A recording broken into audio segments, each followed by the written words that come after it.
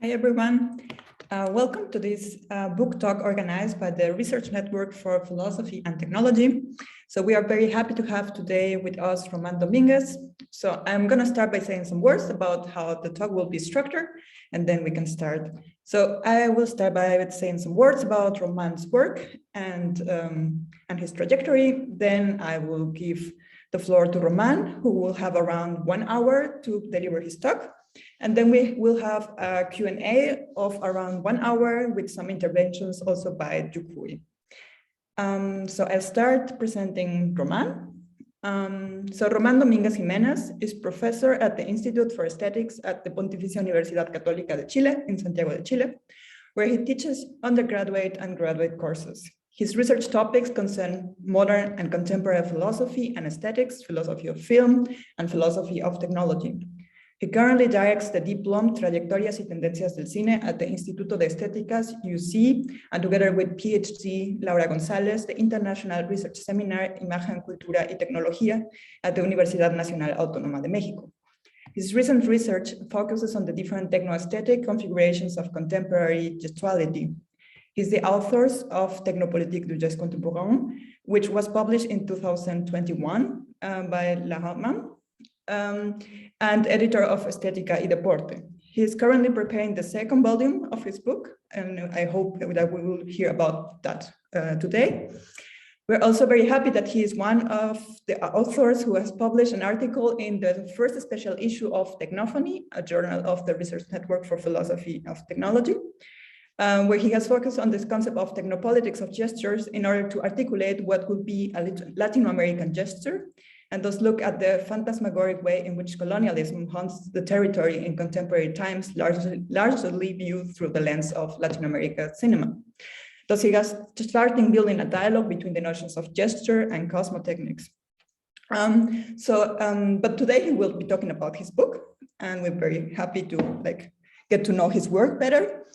And just a remark about questions at the end during the Q&A. You can also ask questions in English, French, or Spanish, and we'll do our best for everyone to understand the questions and answers. So please, Román, you're very welcome, and we are looking forward.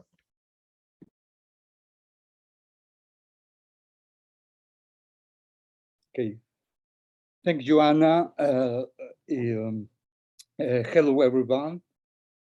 First of all, I would like to thank Juk Hui and you, Anna, for inviting me to participate in this seminar of the Philosophy and Technology Research Network after the reading of my article in Technophony issue number 1, as you already said.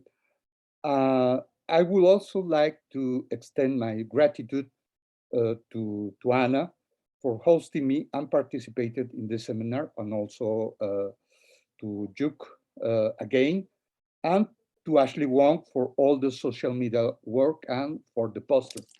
And last but not least, I would like to thank the audience, which, as I see, I could give the talk in Spanish, indeed, but anyway. So I'm going to put a presentation. So I'm going to put it this way. It's all right for you.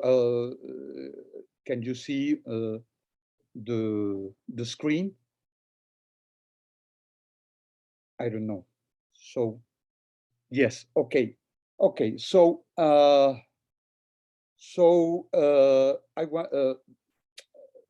what I want to say is that the book that inspires this talk is entitled Technopolitics du geste contemporain, vivre et penser le naufrage numérique. In English, Technopolitics of the Contemporary Gesture, Living and Thinking the Digital Recrash. It's a book of my authorship, and it was published in Paris by L'Harmattan a few months ago. I hope that in all modesty, this work will be the first part of a series of books on the role of gesture, and particularly the notion of gesture in contemporary aesthetics, politics, and technology. So I'm going to talk about an hour, as Anna said, however, I do not come here so much to summarize the content of the book as to explain how these fields of aesthetics, politics, and technology will be related and articulated in my claim, sometimes explicitly, other times surreptitiously, in the notions of technopolitics and technoaesthetics. That is why I choose to name this talk on technopolitics, the task of gesture. I start my hypothesis that these two fields create and construct the current epoch, or as the French philosopher Jean-Louis Deotte will say, of whom, by the way, I was a disciple and collaborator, that both technopolitics and technoaesthetics make epoch. That is to say, they make this time we live in, the epoch we could call contemporary. Of course, no one really knows in which epoch or time they live. And for this reason, I can say that I focus on a hypothesis about what is to be contemporary. I also believe that thinking and living through gestures can help us to better understand contemporary time. But above all, thinking and living through gestures can give us a key, an indication of the collective appropriation of contemporary forces, in spite of what I call digital regression. In my opinion, these forces are already there and have been there for quite some time, for a few decades. Although they do not stop developing and metamorphosing, they do not stop changing their access and their relationships to create as many other, sometimes unexpected forces. Therefore, the aim of my presentation is, in the first part, to outline how technopolitics and technoaesthetic make the contemporary. In the second part, I will try to argue how gesture will be both the index and the fulfillment of the appropriation, both singular and collective, of the contemporary. So let's start from the beginning. What is, or rather, what will be technopolitics?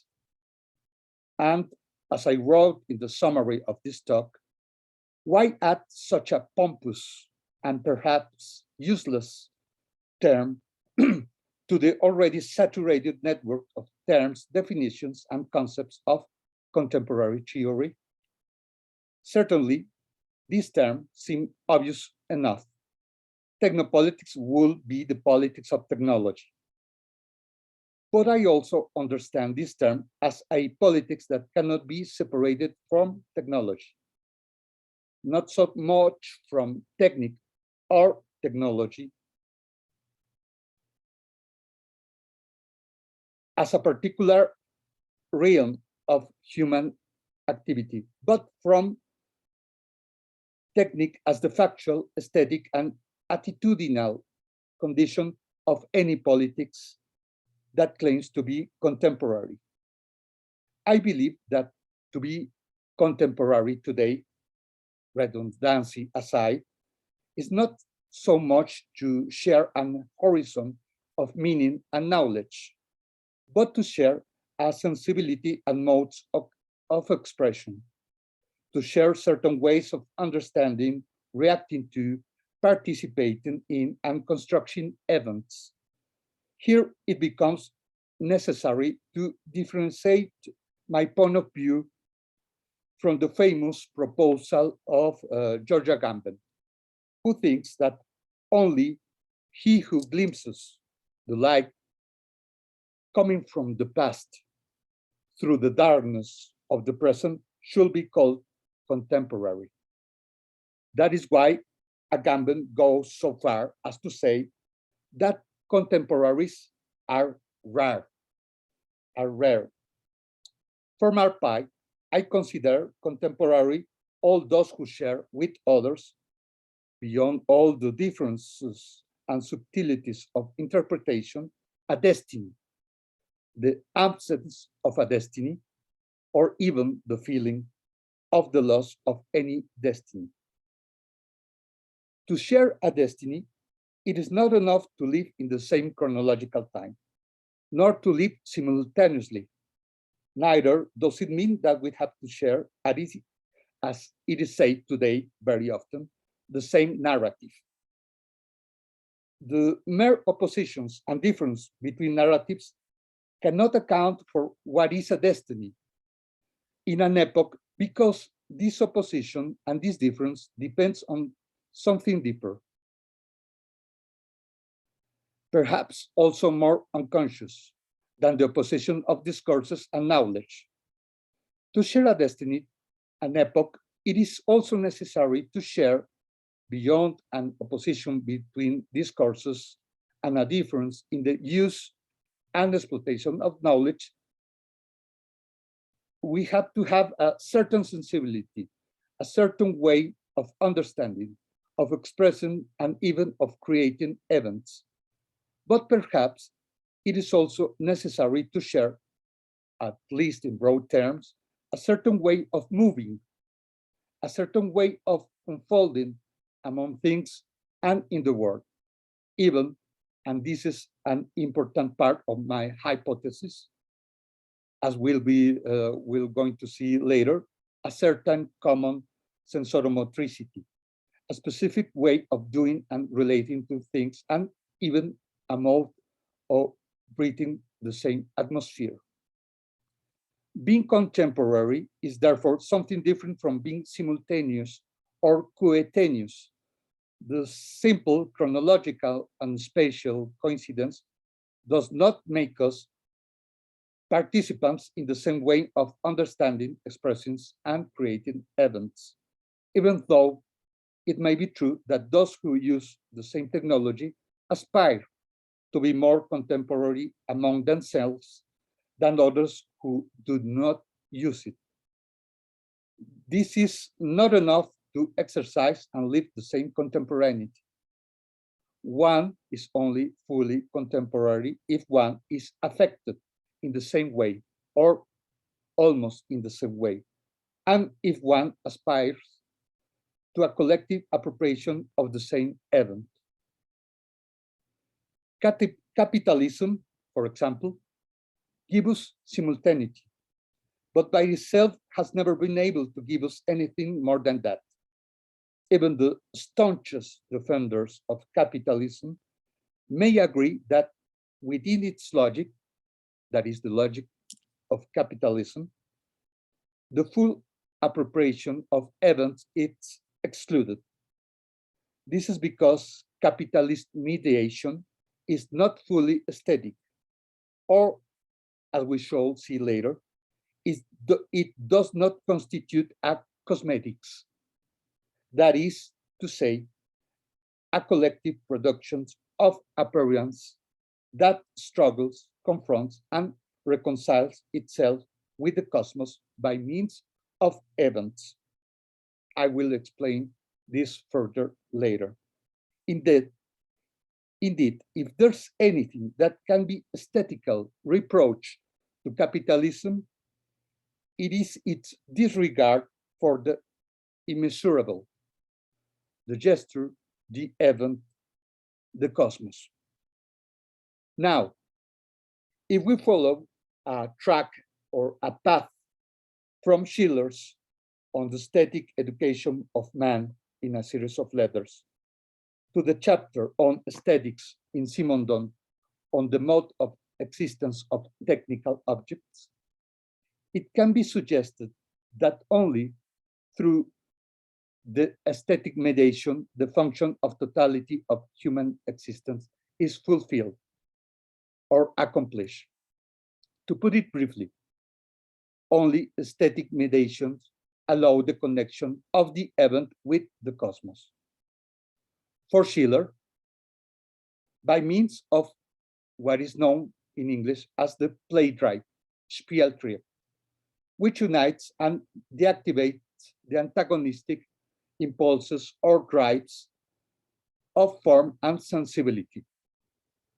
For Simondon, through aesthetic mediation, which bonds technical thought and religious thought through a gesture that gives the impression of destiny. According to Simondon, destiny is nothing other than the coincidence of the line of life and the reality of the world. Now, it is true that the notion of event is complex and utterly diverse in Western thought, in Heidegger, in Deleuze, for example. And it will be pretentious of me to outline even a part of the various configurations in which the concept of event, événement in French, can be understood. Nowadays, I am borrowing one, precisely from Jean-Louis Diot, who is simple in its formulation, but at the same time, very, very abstract. Pay attention, please. In fact, it has taken me years to try to understand it. This is the definition of Diot.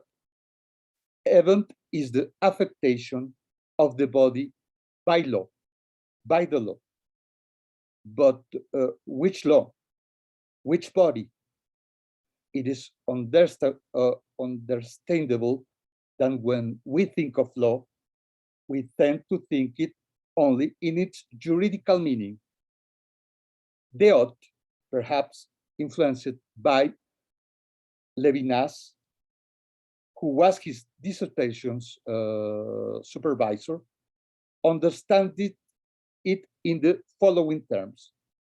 Law is the otherness, the absolute other of an affected body. For the purposes of this talk, I understand that law, as Diot understands also, it is close to the impression of destiny that I borrow from Simondon. Now, what body are we talking about?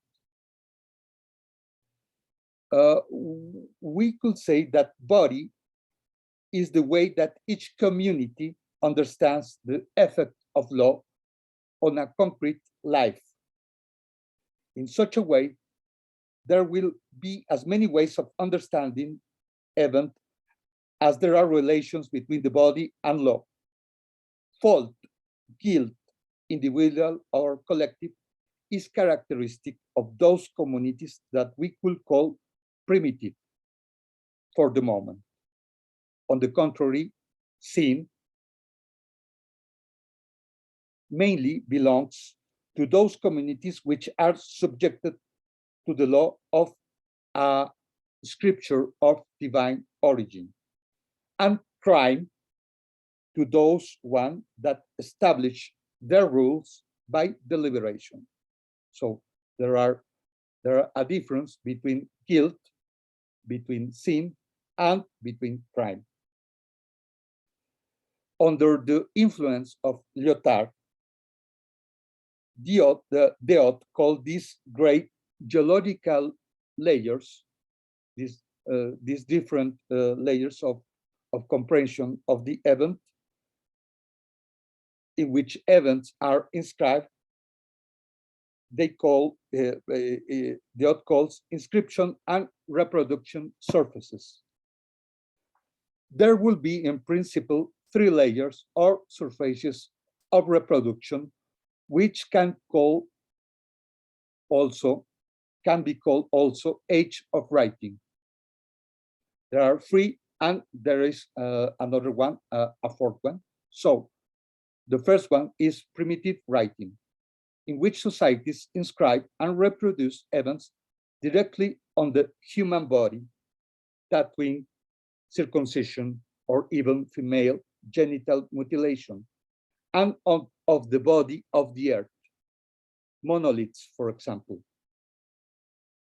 I emphasize here something that I think it's very important. According to Deotte, all peoples, even those that we could consider the most deprived regarding technology, have writing. All cultures have writing. Because writing, even if it is a mark on a body, is a condition for law, inscription, and reproduction. Then there is revelation writing, in which the bodies and the world are expression and reflection of the divine commands. Here, the world and the bodies are the expression of the book, the sacred scriptures. In the case of monotheistic societies, or the site of teachings in the case of Buddhism.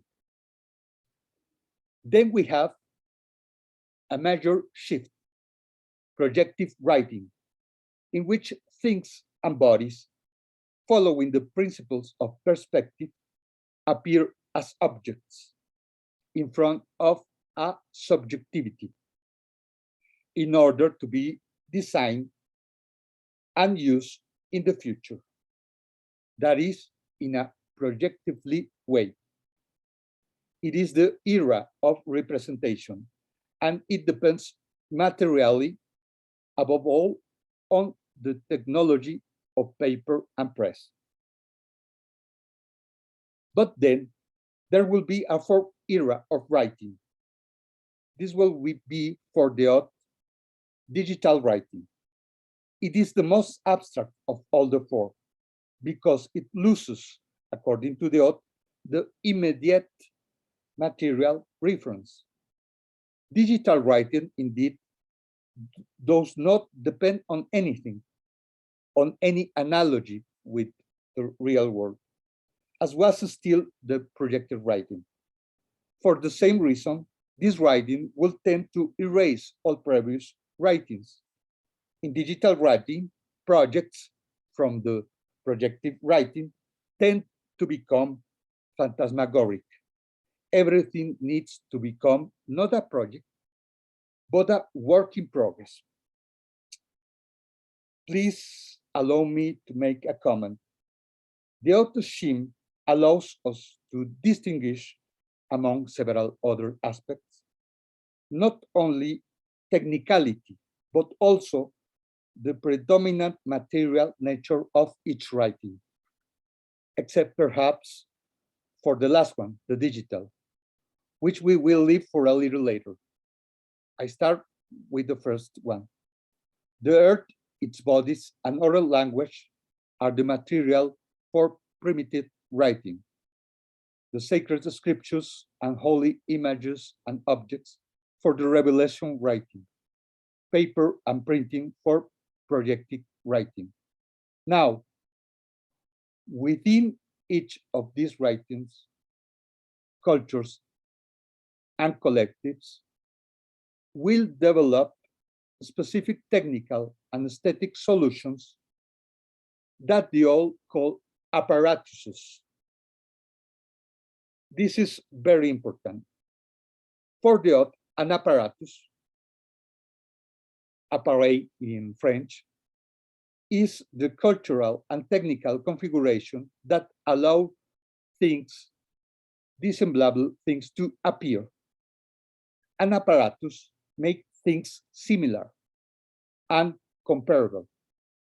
It ranges things on a common plan. That is, an apparatus structures a surface of resemblance and resonance between things and bodies, of course. Each apparatus determines the mode of reception and expression of events. Some of the apparatuses of primitive writing are fable, myth, oral tradition, shamanism, sacrificial rites. Among the apparatuses of revelation writing are, of course, the sacred scripture itself and sacred image that will have in the West, at least, the characteristic of auratic, borrowing Benjamin's definition. The apparatuses of projective writing, which are the most studied by the way, derive from two basic apparatuses. The camera oscura, developed by the Arab thinker Alhazen, and perspective studied by the Italian thinker Alberti.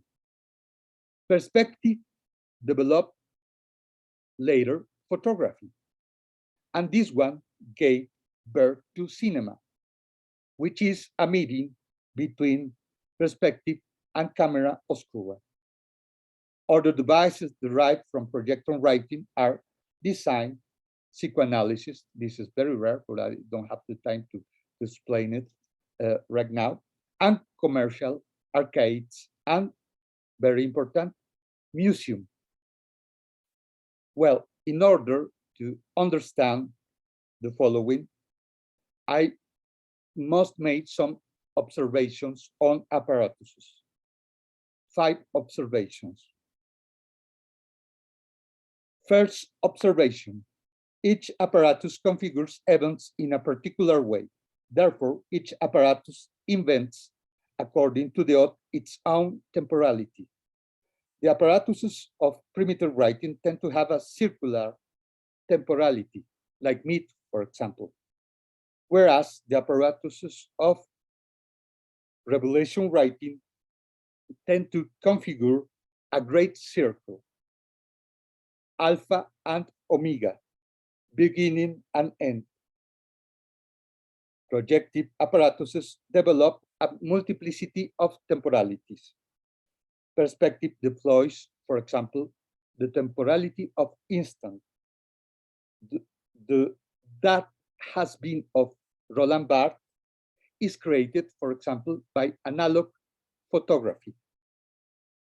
The continuous flow of images belongs to the camera oscura.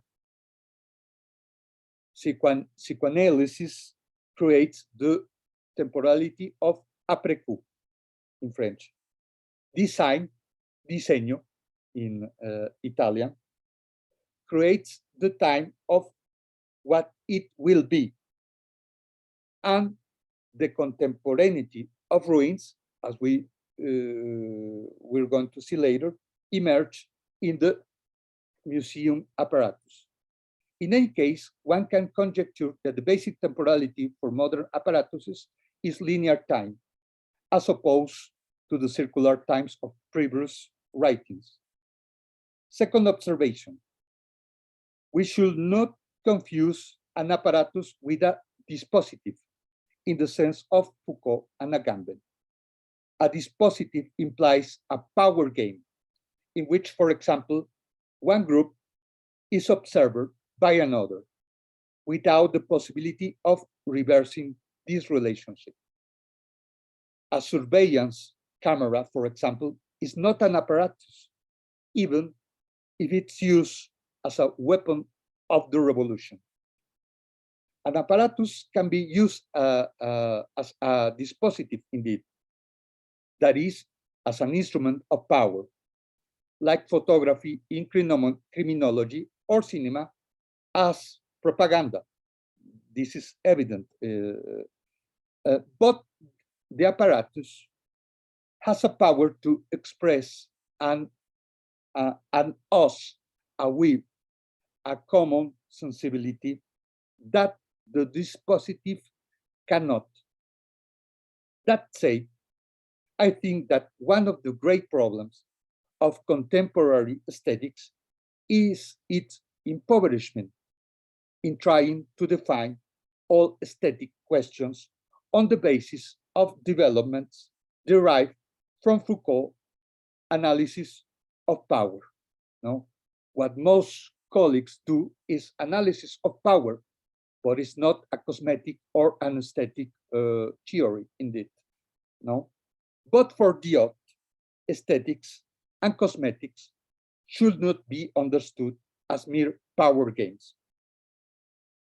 Third observation, it follows from above that what is at stake in the apparatuses is not the reproduction of real. For the same reason, they should not be understood as a linear progress.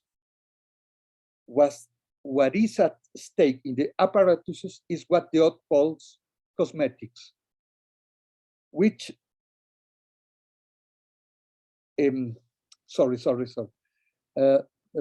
calls cosmetics, which are not mere adornments, but active productions that the collectivity makes of its own appearance to reflect them according to the order of cosmos.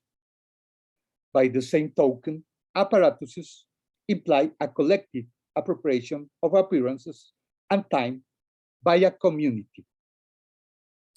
Their material is not reality, but what Diot calls imaginal plasma, reveries, phantasmagorias, hallucinations in which a community reflects itself by fulfilling its cosmetics. Fourth observation, the odd schemes of ages of writing and apparatuses allow us to understand the changes in aesthetics or cosmetics in a techno-aesthetic way, in the sense that Simondon understands this concept.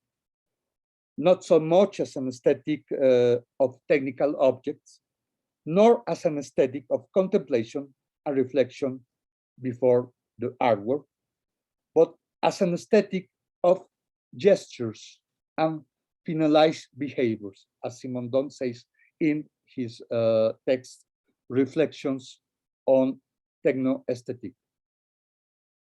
That is, techno-aesthetics implies an aesthetic of the use of things and artifacts and the relation to the body, beyond the realm of arts.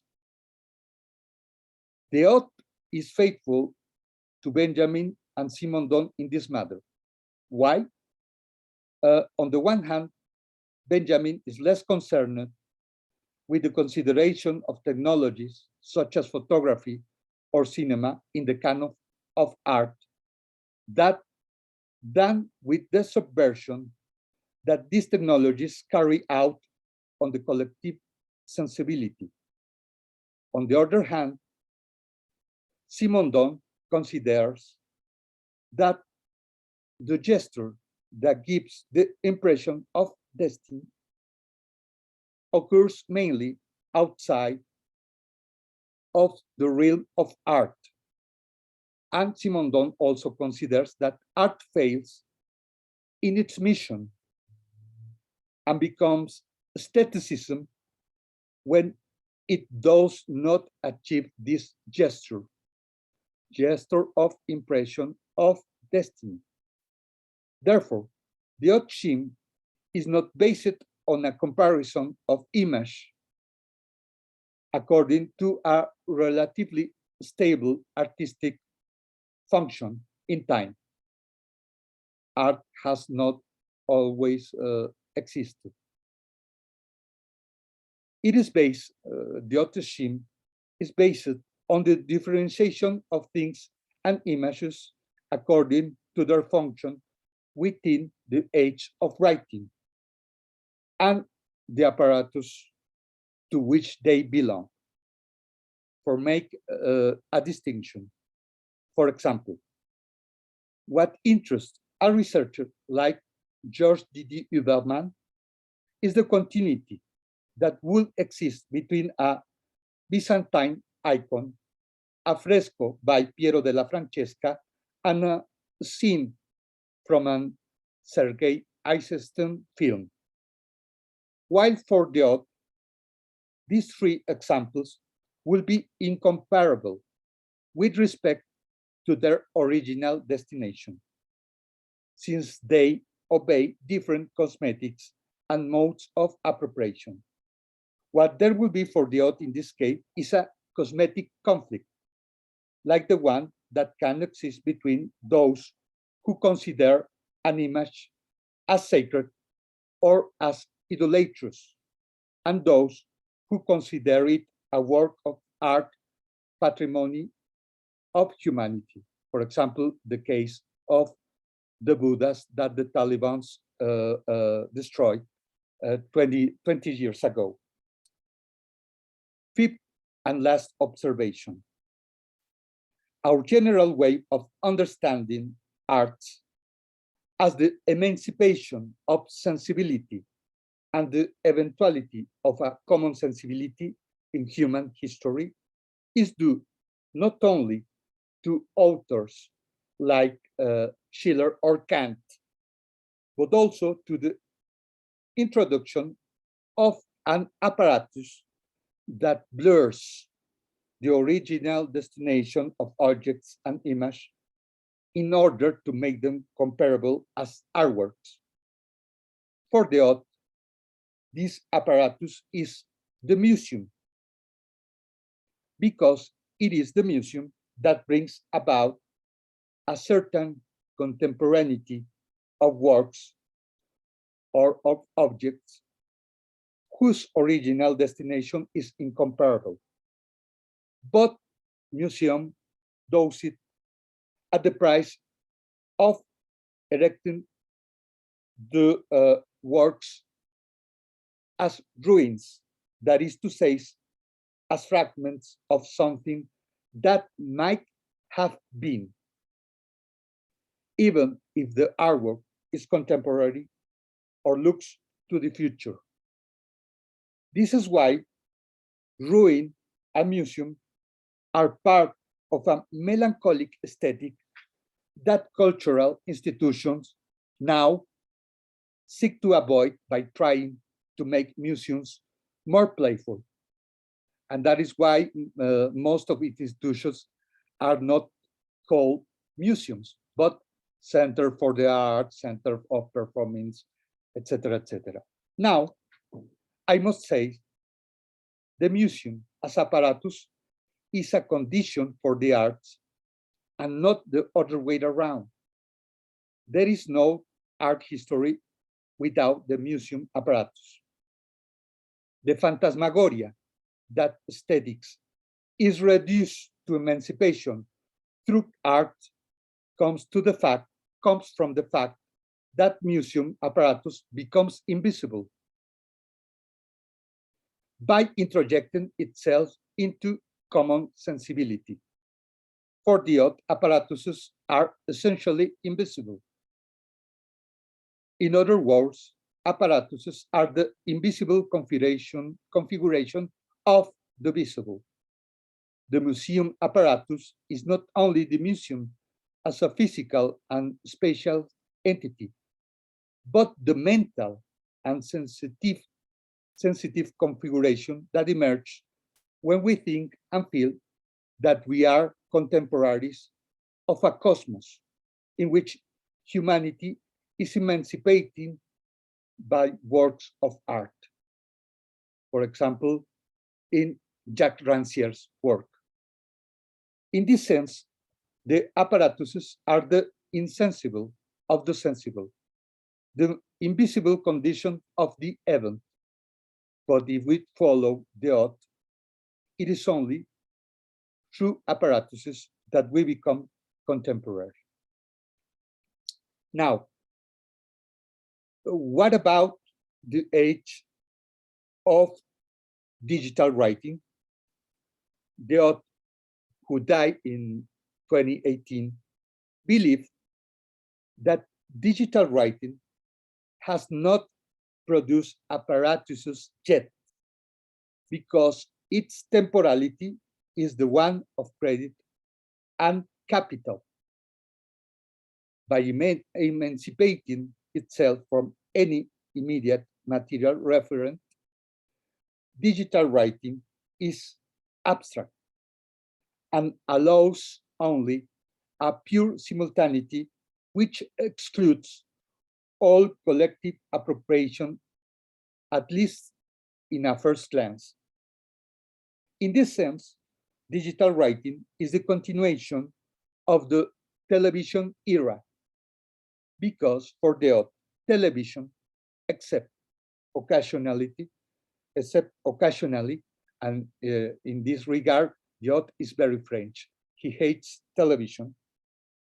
Television is not an apparatus, but a medium, a dispositive subjected to the temporality of capital. And the temporality of capital is inappropriate for the appropriation of human collectivity. However, Jot did not rule out that digital writing could eventually give birth to an apparatus in the future, i.e., a cosmetic contemporaneity. Now, one of the hypotheses of my book is that this apparatus, in spite of Jot, is already here, acting on us and acting within us, and so on. This I discovered with the help of Italian novelist Alessandro Baricco's 2018 essay, The Game. Contrary to many contemporary theories about the digital realm, Baricco, which is not very rigorous indeed, postulates that despite all its flaws, the arrival of digital technology implies an acquisition, in a certain way voluntary, on the part of the collective. For this technology, expressed in the milestones, according to Baricco, of the Space Invaders video game and the iPhone, has, according to Baricco, enabled an epochal change in experience, which I interpret as a destruction of Erfahrung, the all transmissible experience of Benjamin.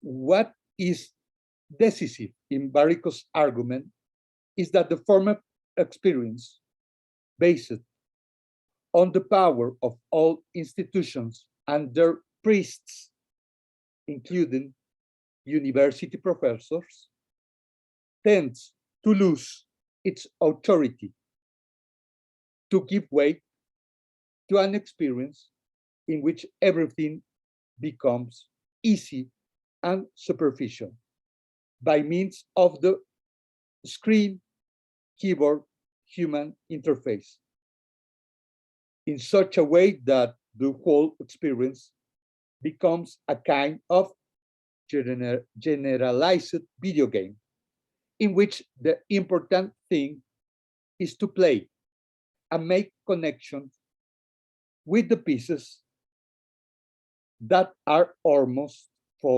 found almost immediately.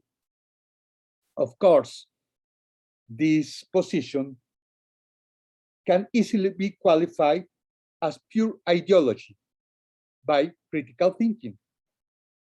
For example, the reality of the oppressed does not change because a part of humanity exercises its experience as a video game, elevated, as Baricco said, to the foundational sheen of an entire civilization.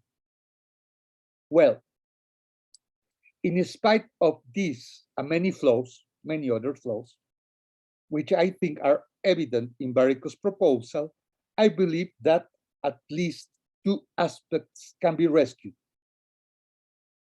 The first is that the game, the digital game, forces all participants to seek an experience that goes beyond the simple stimulus response framework by means of what Baricco calls, not without a certain irony, post-experience.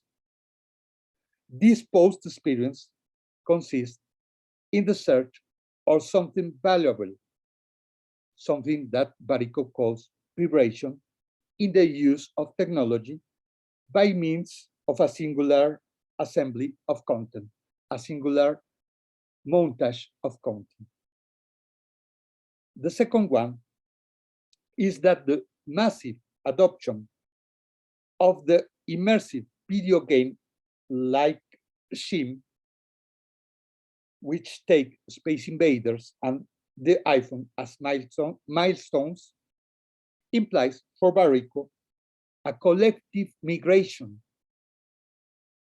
but a migration to where? From my point of view, this migration is not towards a virtual universe that replicates an improved world, but towards an articulation of experience that implies an unavoidable sensory-motor commitment. I clarify that this is not Barico. It is my claim. What Barico does not point out is that the game can imply a conversion of experience into a technical protocol of implacable rules that are not limited to an epistemic change of knowledge or understanding of the world, but to a game or to a techno-aesthetic structure that dilutes all previous rules and turns every revolutionary dream, every dream of an identity or of a radical difference becomes a byproduct of the game itself, especially if these aspirations are not confronted with these new rules that are applied nowadays, not epistemically, but viscerally. What we can infer from Benjamin's observation about cinema is that contemporary technology penetrates the collective, not optically, that is to say, not in an intellectual or contemplative way, but in a way that continuously affects the entrails, the viscera, the guts. That is to say, it affects the sensibility and behavior of the collective until it becomes customary, until it becomes unconscious, invisible. In this regard, the teaching that can be gleaned from the best chapters of the TV series Black Mirror is that digital technology acts as a demonic force in the sense of the Greek daimon. It's a demonic force that affects the whole of will, our nervous apparatus, and our behavior.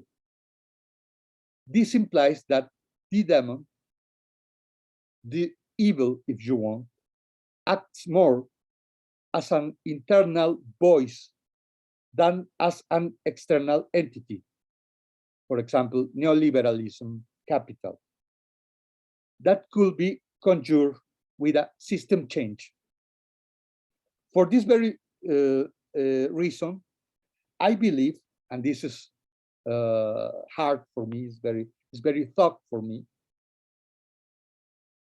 I believe that this digital game changes the game of radical differences, of radical identities, and multiplicity of dissidents, which we grew up and studied for a long time, because it is characteristical of the digital protocol to convey every difference until it becomes a series of cliches, representations, redundancies, automatic phrases, and standardized attitudes for a captive audience that, like any cult, has the millenarian belief that it is changing the world or that is escaping the world. This is part of our inner visceral demon, the manifestation of differences that become indistinguishable from any conspiracy theory to the point of drowning under the weight of a new descent.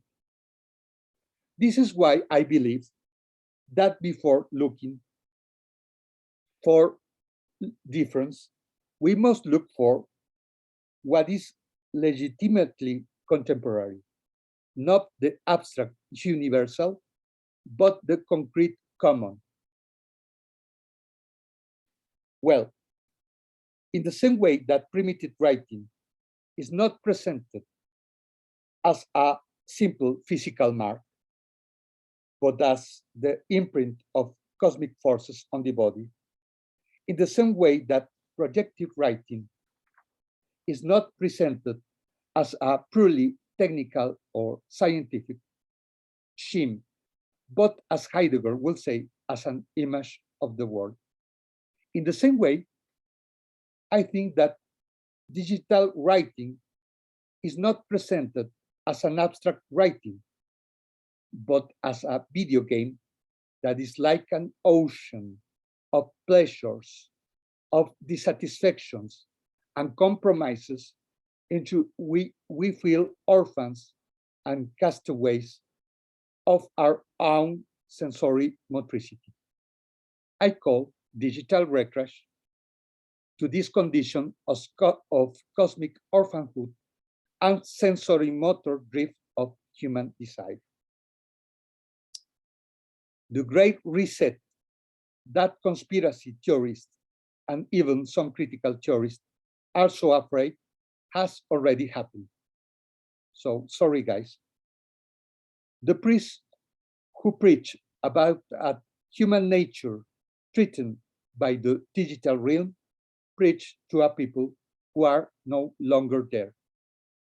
And most of the time, we pretend to believe them and continue to be there for them only out of fear or only because our immediate convenience. But for paraphrasing the lyrics of a rap band, we are the cyborgs, my friend. But we are battered cyborgs, children and grandchildren of space invaders, Nintendo, and even Instagram. An intellectual response, no matter how powerful, or the discovery of a hidden ideology, no matter how pertinent it will be, it is not enough to straighten out the raft of Medusa on which we survive.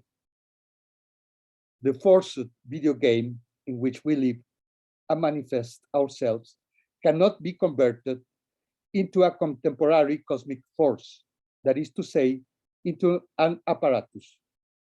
If we don't resort to that force that is at once infantile and immemorial, this force is the gesture. Since the dawn of time, I think it was the gesture, not the image, not the logos, that sublimated the first sensory motricity to connect us with cosmos. So I think that maybe gesture precedes image and logos, but I think also that it may also survive them. The digital recrash helped us to realize that it was not the simple opposition between sensibility and intellect that was at stake in aesthetics or cosmetics, but our very motricity, our very movements, It is only because the West has been immersed in a hylomorphic dream that we believe that image and art are still able to save us from a life too hard or from a meaningless life. I will explain this later. But children have always known that any full liberation implies a wholly assumed and fulfilled dynamic, i.e., a crown sensorimotricity. And I think this is the most important point of my book. In a shipwreck, every noble cause and every dream of absolute, categorical, and definitive change takes second place. What becomes decisive before any rights claim is a rights claim is important, but what is decisive in this epoch, this is my hypothesis, is the ephemeral but concrete and liberating technoaesthetic gesture that could act like a floating debris in a digital ocean that demands from us to make the correct gesture, a correct gesture which is in fact the base to the root. But what is gesture? Why should we give it preeminence over image, over art, over logos in this matter? What does this have to do with sensorimotor skills? We will say that sensorimotricity is the first prerogative of any animal. But there is not abstract sensorimotricity. Every sensorimotricity has its associate medium, as Simondon will say. It is a truism to say it, but everything that lives relates to its environment in a particular way. This is what I call, in the case of humans, and I took this from André Audricourt's studies on the cultural difference of gestures in the Far East and the Mediterranean. I call it action styles or motor styles. The action of sitting, which is a very simple action. For example, was traditionally different in Asia, in America, and in Europe. But this is the main issue. It seems to me that the apparatuses of primitive humanity were born of the need to provide a network of stable and transmissible figures from generation to generation to these primordial action styles. I believe that our ancestors tried to convert the movements and decisive moments of these styles into gestures on different surfaces of inscription and reproduction, in oral tradition, in cave paintings, in myth, in rites, in monuments, in shamanism, in language itself. In this sense, every apparatus and every surface of reproduction is a network of gestures. This means that a gesture resonates and communicates with others. This means also that in a certain sense, gestures are like the constellations of the starry sky. But specifically, what then is a gesture? A gesture, I would say, is a certain mode of action. Here I take up Agamben's analysis in his text Notes on Gesture. A gesture is neither a means to an end, poiesis, nor an end in itself, praxis, but support and exhibition of a mean as such. Let us take the example of the action of walking. If I move to go somewhere else, the action of walking is a means to an end. It is a poiesis.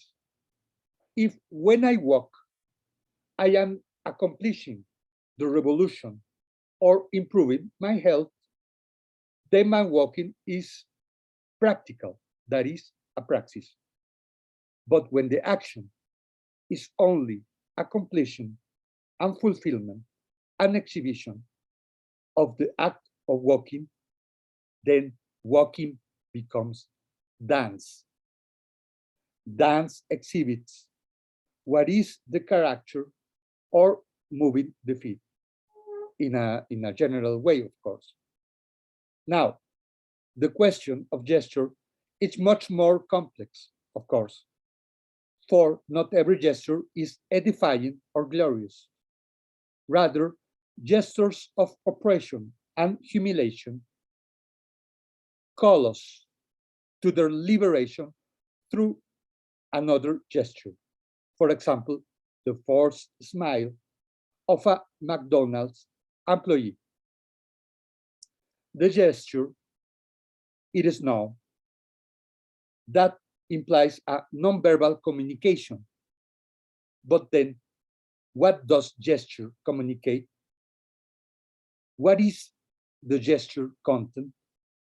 Here we enter dangerous terrain, because we arrive at an environment in which all meaning, all speech, all discourse is posterior regarding gestures. To paraphrase the Christian Gospels, perhaps in the beginning, it was the gesture and not the logos.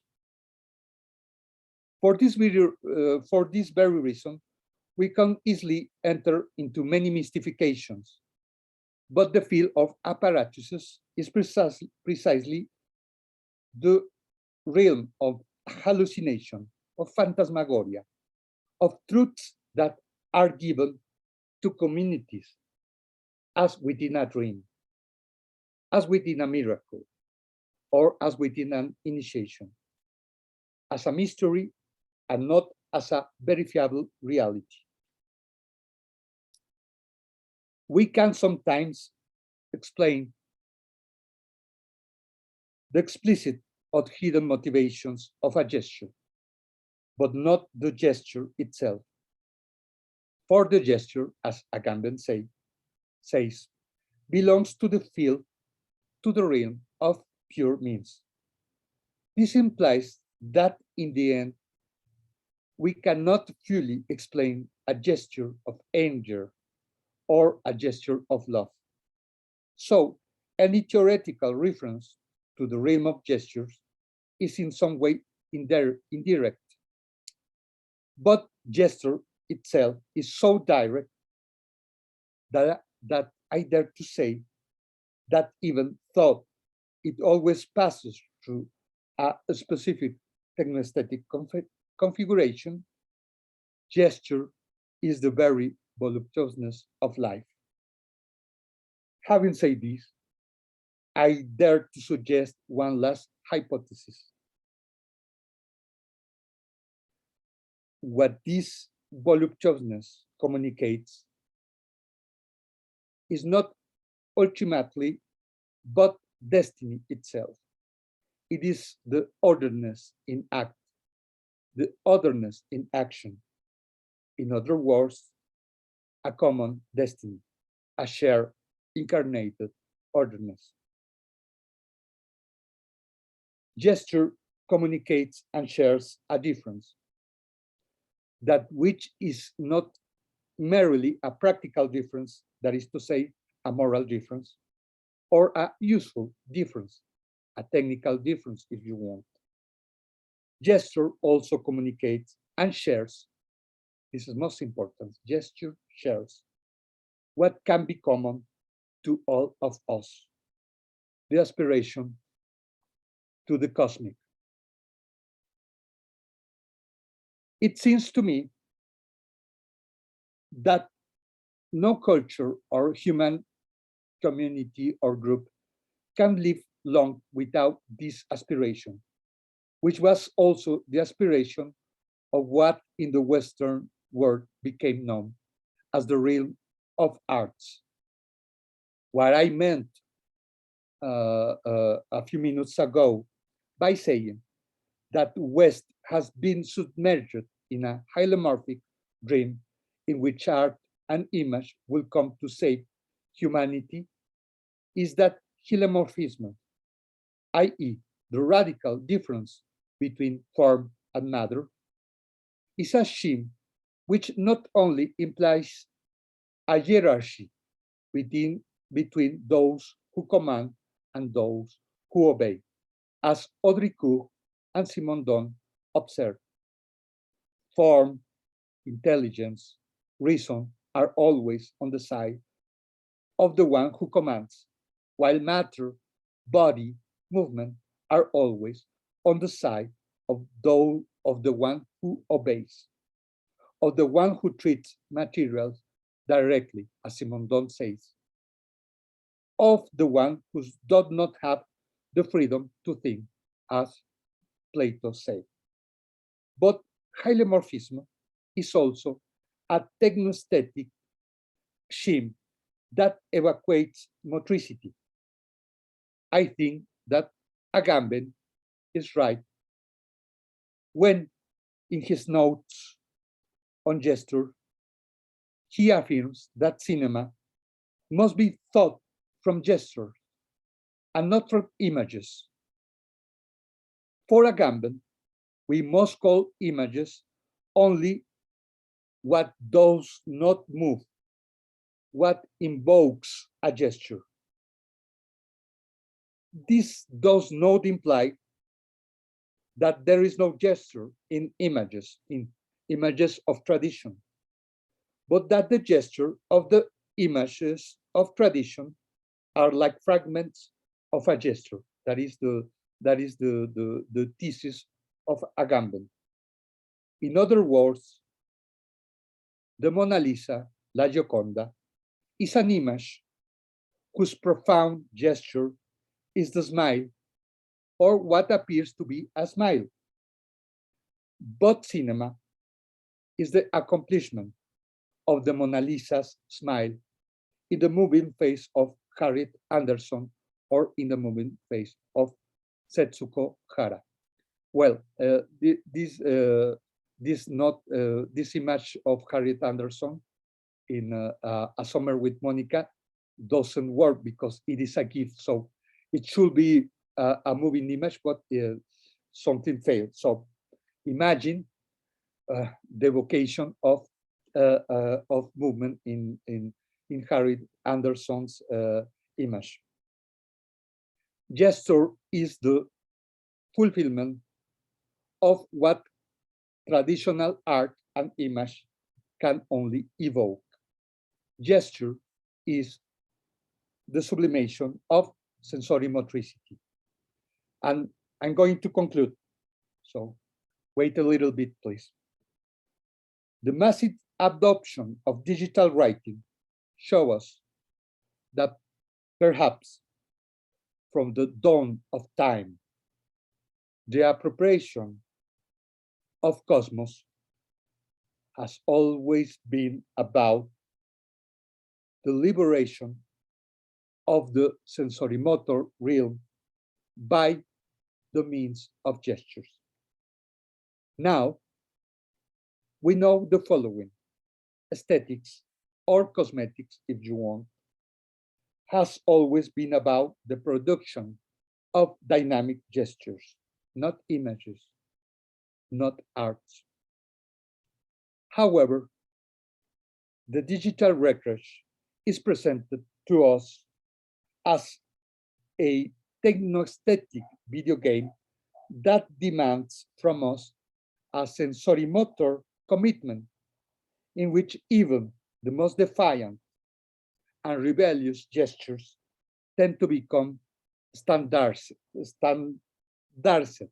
Sorry. But gesture is more profound than any standardization or any consciousness or awareness, because whether we like it or not, the realm of gestures arises from an immemorial infantile power that we carry in our genes and in our entrails, in our guts, if you want. Perhaps it is only by recovering this childlike power that it is possible to construct the liberating gestures of the digital realm, and only then we can aspire to be contemporary, each one with another. In sum, gesture, I will say this, gesture is at the same time the oldest and the newest flaw of every system. I will conclude, if you allow me to do so, with a phrase in Spanish by the Colombian thinker, which in this is a very conservative thinker, but in spite of that, he writes very well, marvelously, I would say. The Colombian thinker, Nicolás Gómez Dávila.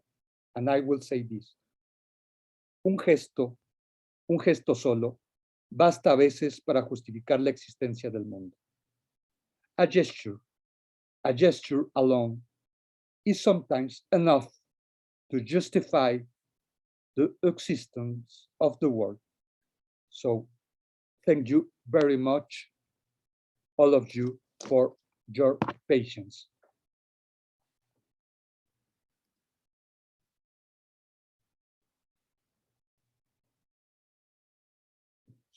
So, thank you, Román. Sorry, I couldn't put my video on. So thank you for this very dense talk. So I guess there will be many questions from the audience, but maybe also from you.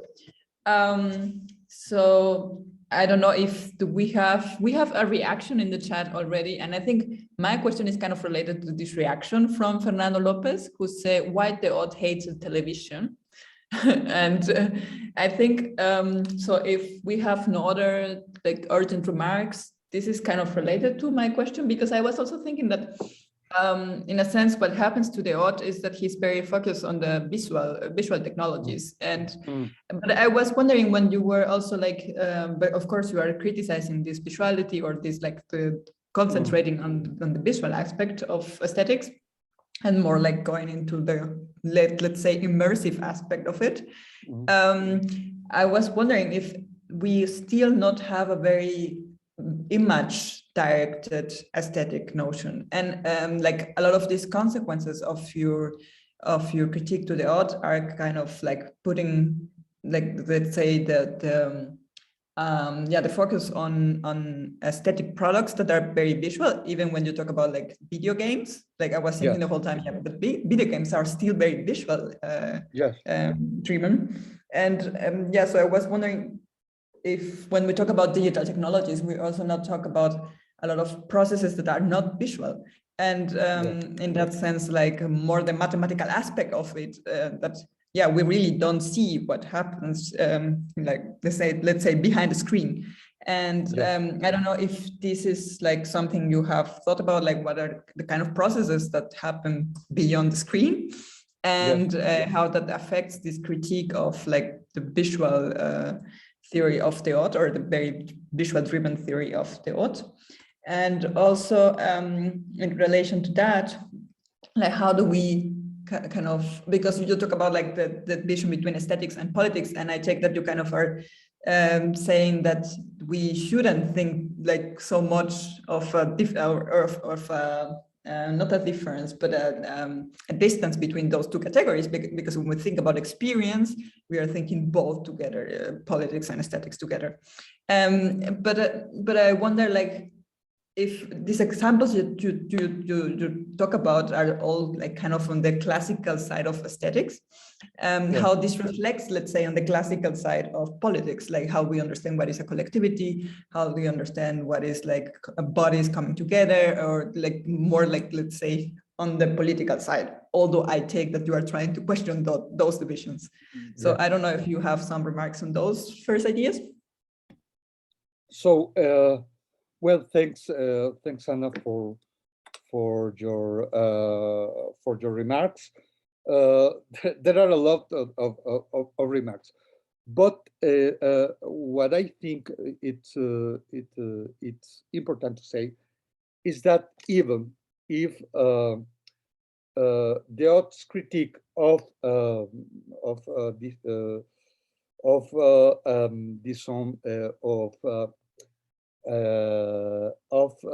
contemporary aesthetics is also visual, or mainly visual, I think that there are other aspects that goes beyond the hegemony of visual and optical aspects. That is, that apparatuses influence our sensibility, as Benjamin will say, by means by means of attitudes, by means of habits, you know. So what is important here is that the stress is not put on the image or in the object, but in the relationships that they create. And these relationships are not visible. That is why, and this is what one can say, that this is a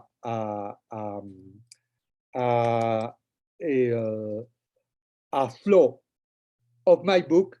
There are no many examples of digital gestures, because I think digital gestures are not only an example of visible things. For example, in a video game, is the change of attitudes, is the change of gestures what is important. But what kind of examples I could make of this? There are many examples, but I think that one example that I could give, I can borrow from Simondon. One, for Simondon, it is very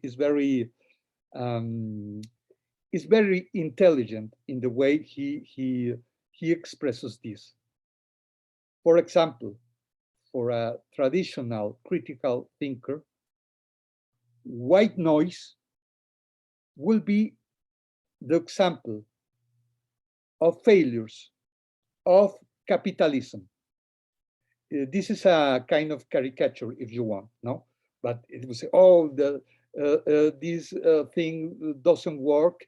No, I remember, for example, a scene from Zizek film, The Pervert's Guide to Ideology. And in that film, there is a scene in which Zizek, I'm sorry if I don't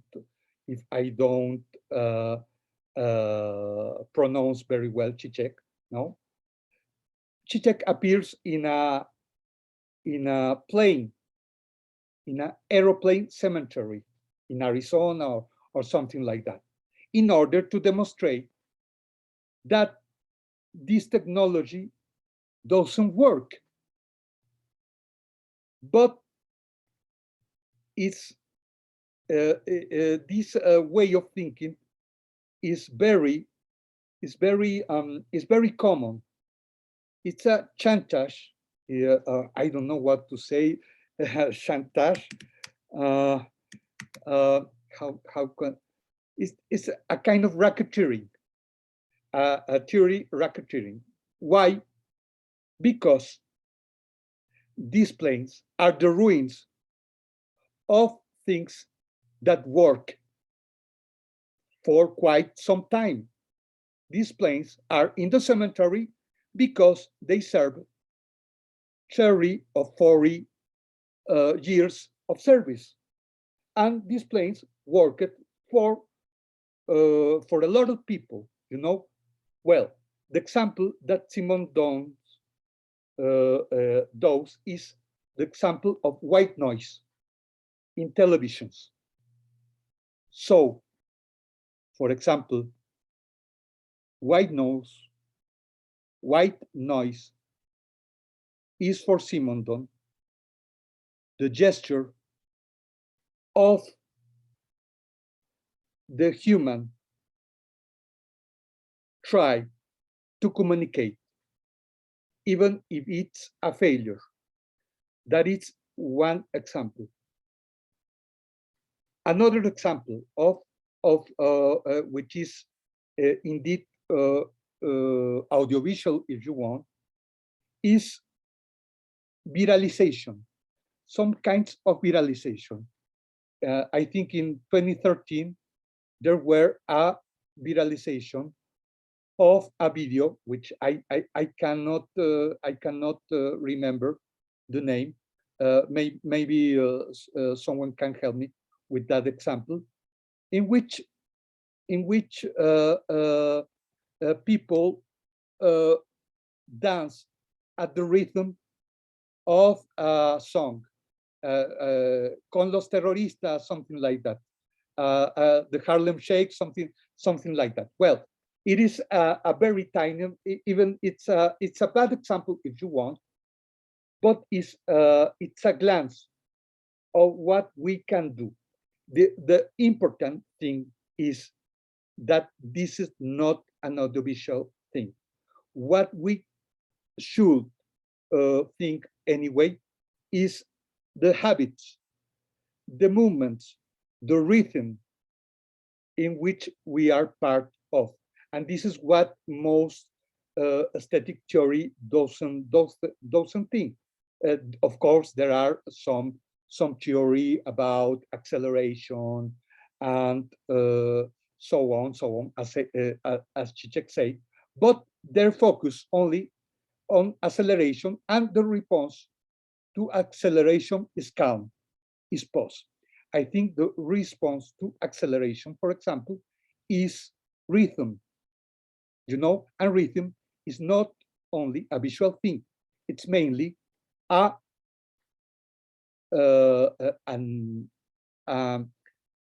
thing of the ear and a thing of I don't know, or attitude and of way of moving, if you want. So that is what I have to say. Thank you. We have a question in the chat. Yes. By Martin Obrecht. I hope I said the name correctly, but I have no idea. This is a question on the event, and it's related to gesture. With the definition you gave, event seems to be something that happens to us in spite of us. But considering gesture is always a relation following Hadley quote, one could think we also make events happen as a collective. Could you please comment more on the complexities of this event-gesture relation? Yes, I think. Thank you, Martin, for the question. Yes, gesture is a thing that happens to us in spite of us. That is the definition of gesture. We can try most of the time to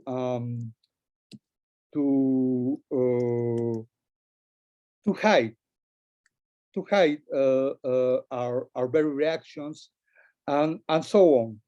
But this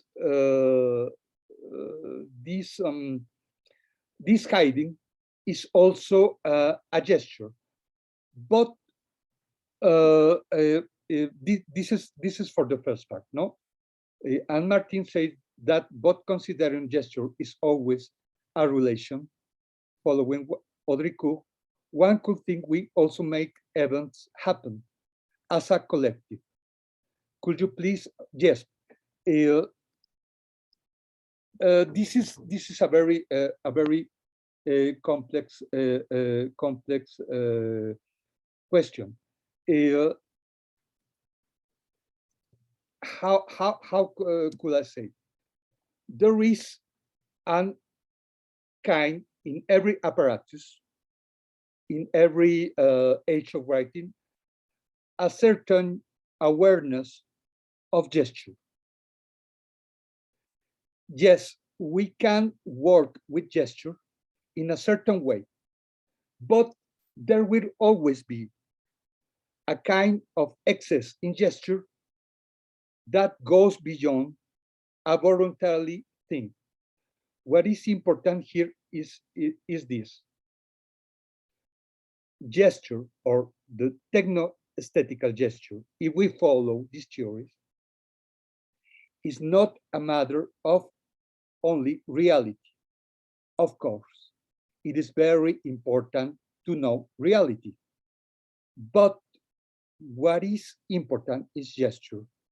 The truth of gesture is that this truth comes in a dreamlike event, in a miraculous event. And this event can come from music. This event can come from a glance. It can come from a video game. What is very important here is, and is very difficult, is trying to think through gestures. That is very, very, very, very, very complex, and not to think through concepts. And this is a very, very it's a very complex thing, because we cannot express a gesture in an absolute manner. So I think the better way to approach gestures is a kind of shaman way of thinking, an auratic way of thinking, like the shaman who does not touch its object, for example. So that is what I have to say to Martin in this occasion.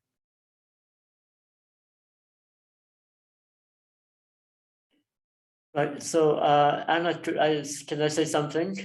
Yes, sure. yes, please. Right. So, first of all, I wanted to thank you, Román, for this gesture, this gesture of generosity to share with us your work. And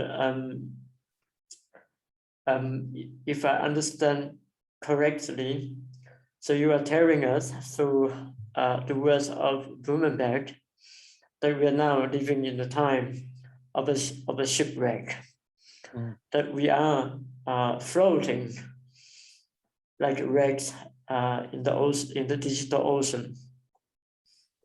And there are only two possibilities, maybe we can say. One is that we try to build a new ship, if this will be possible. Yeah. Or we are going to survive in the ruin. That's to say, we are going to continue to stay in the ocean, and maybe one day we will all sink to the bottom of the ocean. Yes. And if I understood correctly, there are only two possibilities. And these two possibilities are the futures that we still yet to invent, because it's not sure if we are going to, after the shipwreck, it's not sure that it will be possible that the passengers are going to survive. And it is even more difficult to imagine that the passengers will be able to build a new ship. Yes. So with this scenario, you introduced several concepts, and I think the most important concept that you introduced and very original is the concept of gesture. Yeah. A gesture for you is the sensory motricity. And if I can formulate the question in this way, is that given the situation of the shipwreck, of the naufrage, what kind of gestures could still be possible or could be appropriate for this time? That's to say, the contemporaneity of gestures today. And the question of gesture, as you have already said in the title of your intervention, is primarily the question of techno-aesthetics. Yes. And so I on the one hand, if I understand, I understand it correctly, that basically your question has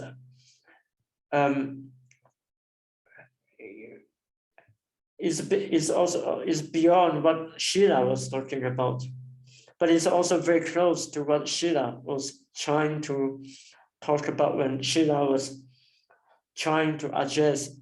Well, of course, you mentioned about that because of their. Yes. Sheila was trying to overcome the opposition between subtleties, the material jive on the one hand, yes, yes, yes, and the formal jive. Yes. One is, maybe we can say, rigid rationality. The other is emotion about emotions or sense or sentiment. And of course, the solution to that is to invent the invention of a Spieltrieb, of a play jive. Yes. Yes. And of course, this resonates very much with the question of play here. One thing that is beyond, what is behind Sheila's question was also because of the French Revolution. Because Sheila has witnessed the terror of the French Revolution. Yes. So, because the state, after the French Revolution, what she saw is also the kind of formal jive, a kind of rigid rationality imposed by the state. So he, at his time, he was also seeing a shipwreck brought about by the French Revolution, and the uncertainty of the German state. There was no Germany. There was no Germany as a nation state at that moment. Yes. So Sheila witnessed a shipwreck of his time, the French Revolution, and he wanted to reinvent a practice of aesthetic, the play jive. So maybe we can say that every time when we try to address this question, we are always addressed from the perspective or from the aftermath of a shipwreck. Yes. But what would be the difference of this aesthetic invention that we can think about today, and what would be its difference from the time of Sheila, or even from the time of Walter Benjamin, when Benjamin, the 1936 essay, trying to criticize or trying to get rid of aura in favor of the creativity and inventivity and the invention of cinema and photography. So today you brought us a new subject that we have to approach this question from the perspective of gesture. So now we wanted to, as I said before, my question was, what kind of gesture could still be possible and or would be appropriate today? Now the question, the notion of gesture is complex, and it's very simple, and it's the most simple thing, the simplest thing, but it's the most complex thing, because when I'm talking to you with my hand, it's a gesture. Yes, yes. when I'm trying to use my pen, this is a gesture. For example, of course, you take here in a very general sense, in an anthropological sense, like what André Leroy-Goron, who you have already cited in your book, his book, Speech and Gesture. That we know that the gesture, or the first technical gesture, was the one which used flint to make fire. Yes. That took millions of years for for the first human to use stones to produce fire. Now, what is this gesture? This gesture is this gesture a poiesis, in the sense, if we refer to Agamben, a poiesis which produce fire. Let's say fire is also an aeron. Because the difference between process and poiesis, if we understand from the perspective of philology, is that poiesis always has an aeron and process does not have. But gesture also appeared as process. Gesture also appeared as what you said about Agamben, you refer to Agamben about the smile, about smoking a cigarette. So in fact, the term gesture includes also all that Agamben himself excludes. So that makes gesture the simplest term, but also the most difficult term for us to analyze, because the question is that what kind of gesture are appropriate in favor for us today to think about the situation of the shipwreck and to think about about digital writing. So this is question very open, but it's also very complex. That to what kind of gestures are appropriate, and also what kind of gestures allow us to reopen or reconnect us to what you and Dert called cosmetic, the cosmos. But of course, this I refer to the book Apocalypse of D.H. Lawrence, when he said, when the modern men complain to me that they are lonely, and I know why, because they have lost the cosmos. Yeah. So I would be really curious to hear, what would you say, or what kind of gesture or sensory motricity would you think would be something that we have to invent? Because if we refer to Lyotard, when he says that what we can do are only two things. One is that we change the rules of the game, or we invent new games. And if I take it in your case, is that we need to change gestures, or we have to invent new gestures. Yes. So I would be curious to hear what you think. Yes. Thank you. Oh, thank you. Thank you, Juk, for all your remarks. I think that I cannot answer in a specific way all your remarks, so I will try. I will try to make a comment on your remarks and what is at stage in my proposal. What I want to stress is a kind of feeling that I have regarding contemporary theory.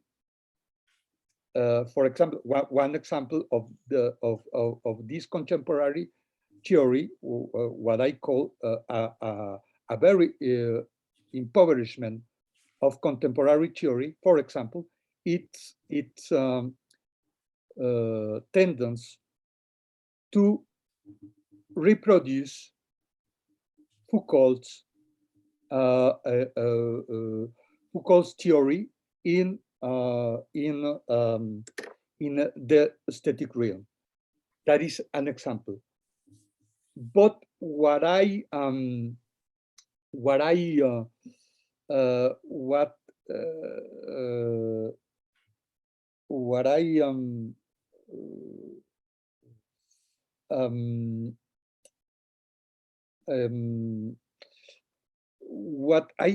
think is the most important thing is that I feel that most of contemporary theory are very reactionary and very nihilistic. You know, it's very nihilistic, not in a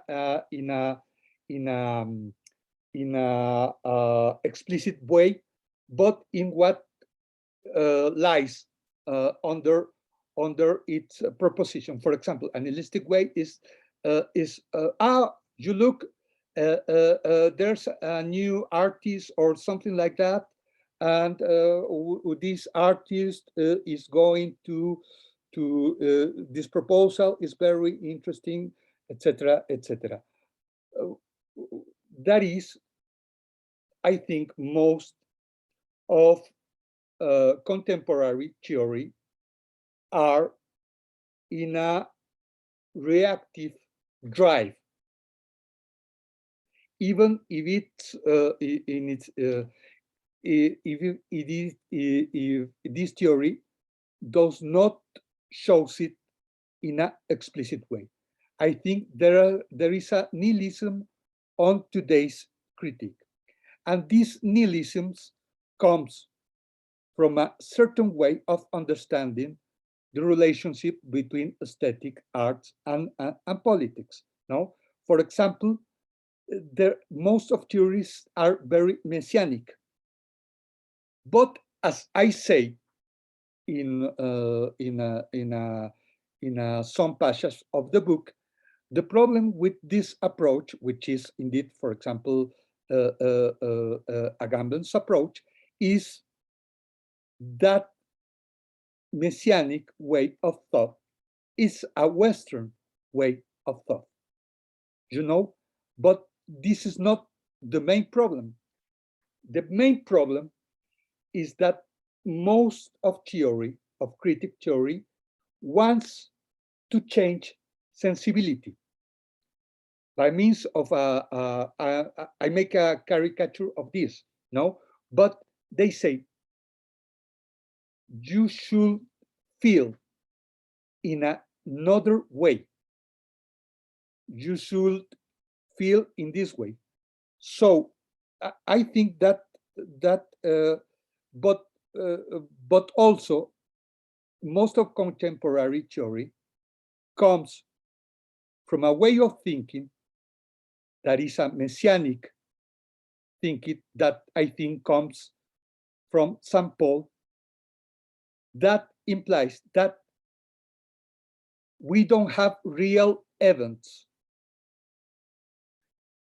Capitalism forbids to us to have real events. So the task is to create the future event, you know, and that for me is very problematic. Very problematic, this hope of a future event. I think that in some ways it is this is a kind of nihilism that we should battle. We should battle in a certain way. And mon influence, in this sense, is a philosopher that I make the reference in the last line of my text, and this is Clement Rosset. I think Clement Rosset goes beyond Deleuze in the critique of this nihilism. So Clement Rosset is not a technical thinker, but is a thinker of the tragic, no?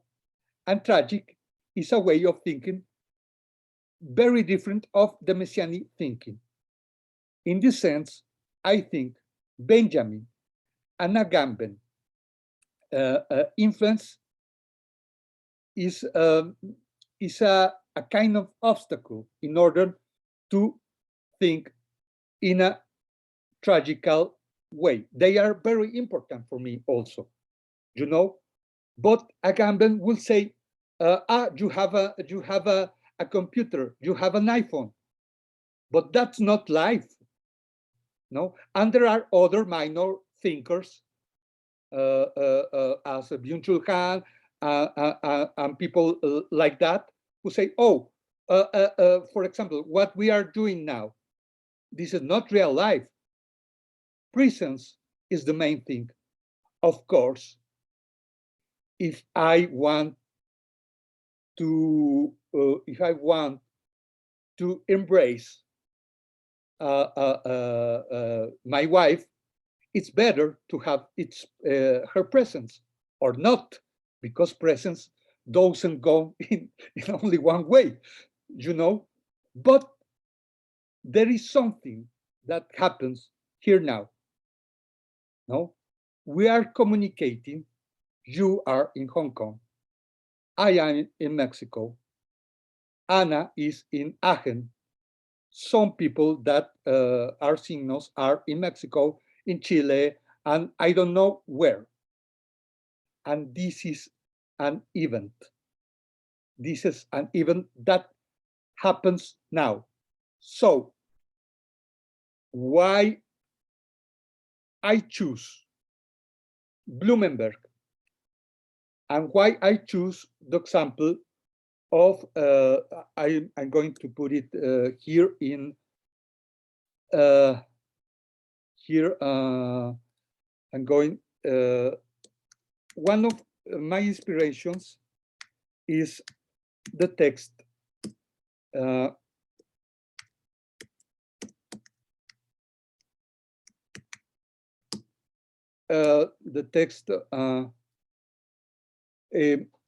well, I don't know where to write it. I don't know. Well,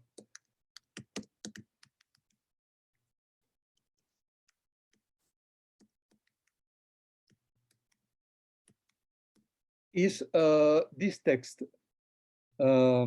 If you can put it for all the audience, is Urburial from Thomas Brown, which index indeed is a text that I start to read after the lecture or the relecture of a Borges, Jorge Luis Borges text. I can't remember right now if it's the end of Tlon Ukbar Orbis Tertius or the end of the Aleph. In any way, in his text, Borges says that he's reading or making a traduction, a translation of Arboreal of Brown. So, what is at stake in Brown's text is a thing that Paul Valéry will say 3 centuries later, that we are going to die. And then it's useless for humans to make memory. It's a very tragical thinking, because Arboreal is a text on some ruins that have been discovered at the time in Eastern England. These ruins, at the time, they thought that they were Roman ruins.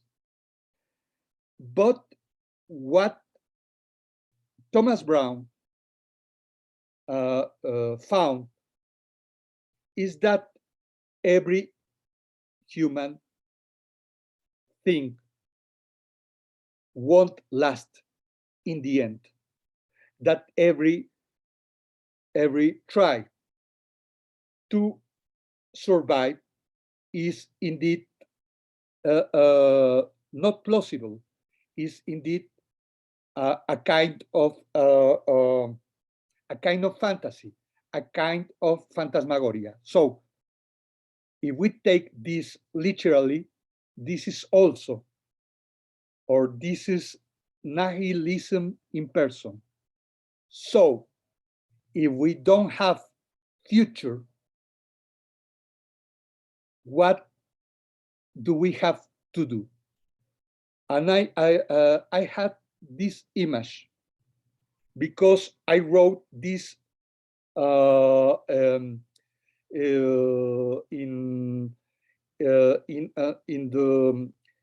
the time of pandemic. I think that we are, all of us, a kind of astronauts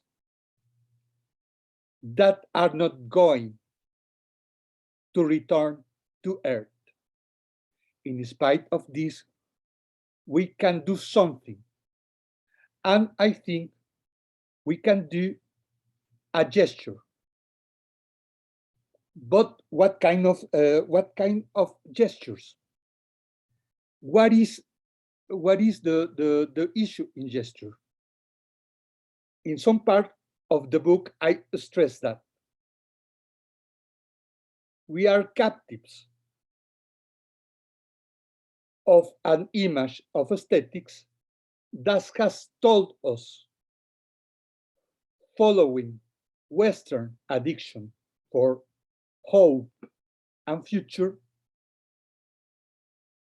that aesthetics has to do with the things that are going to be accomplished in future.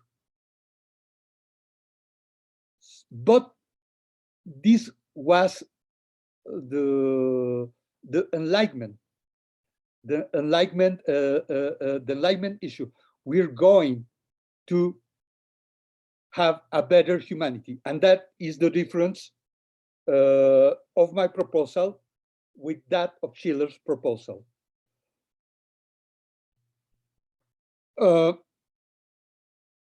Gesture, I think,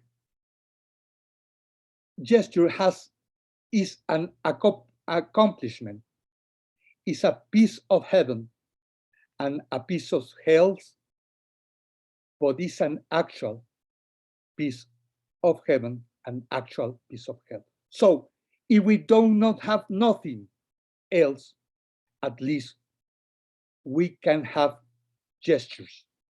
And this is a mentality of a shipwreck. You know, we don't know if we are going to survive, but even if we do not survive, it is very important for human body, for human mentality to say, I have this, I have a kiss, I love someone, I share with a community in spite of all. And even if this don't last,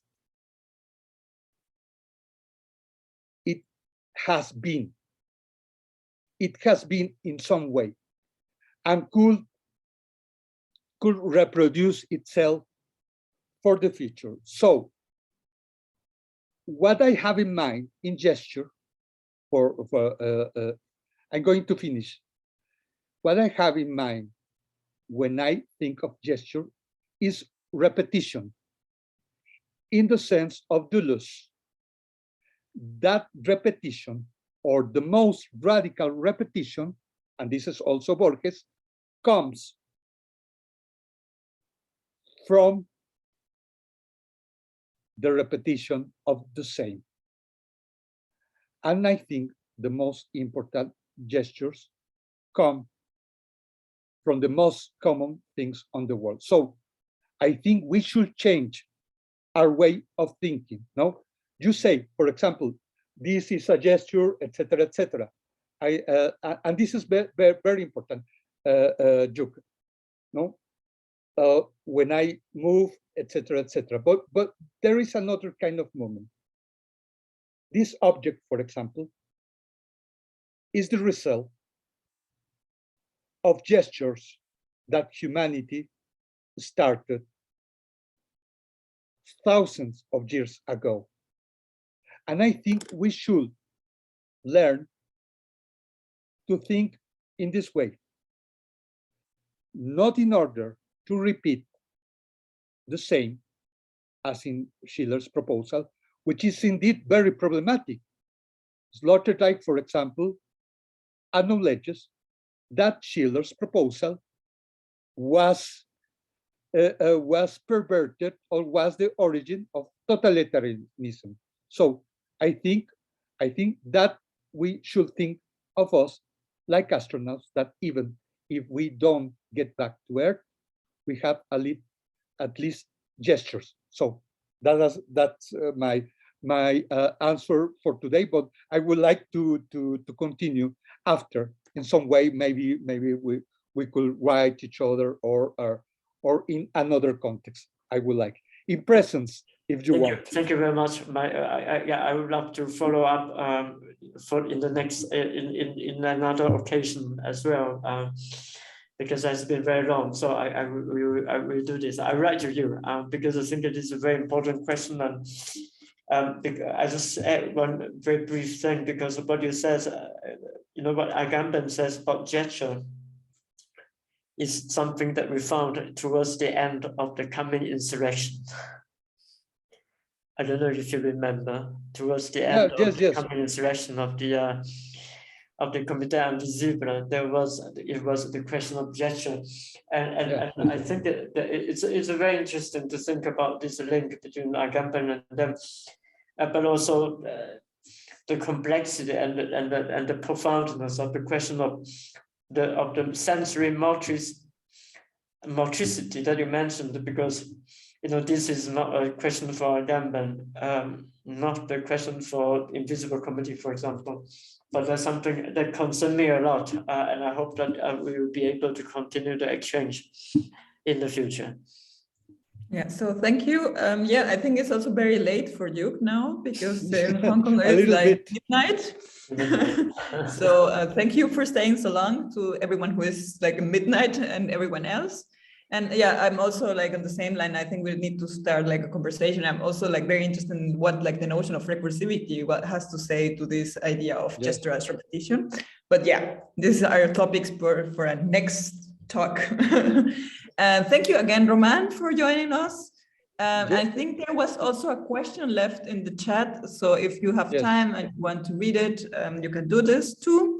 And I also have 2 reminders of 2 upcoming events with the network. So there is a research seminar with Henning Schmidgen on the 22nd of February, and a book conversation with Wendy Chung's about Wendy Chung book Discriminating Data on the 11th of March. So if you follow us on social media, you will get a lot of here is the link, I think, for the upcoming events. And of course, Román, you are very welcome to join those conversations too. And yeah, we are very happy that you were here, and let's hope that we have more time in another occasion. Thank you, everyone. So I only thank you, Anna. Thank you, Duke, Ashley, and all the public of all the audience. I only want to thank Laura Gonzalez, which indeed is my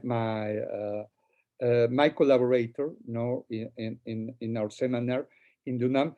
Laura, I am going to answer you maybe in March, because we have a talk.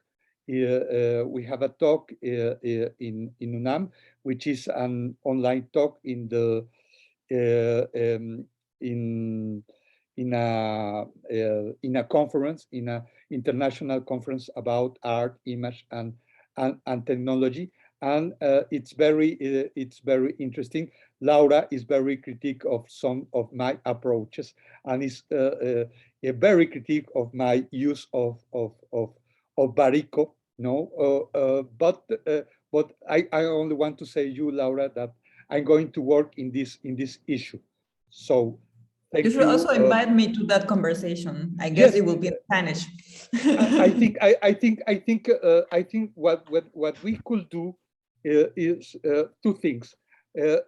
I'm going to give you all of you the reference, the links, and so on, and maybe we can record the talk and make a kind of translation in order to that people who doesn't speak Spanish could understand it a little bit.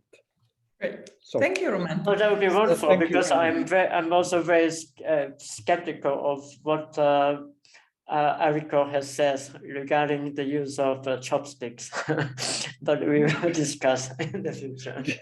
No, but that was not Eriko. That was Roland Barthes. That was Barthes. Okay. But well. Okay, I agree with you. Right good now. Night, everyone, or whatever time you are. Bye-bye. See you. See you. Thank you. See you soon.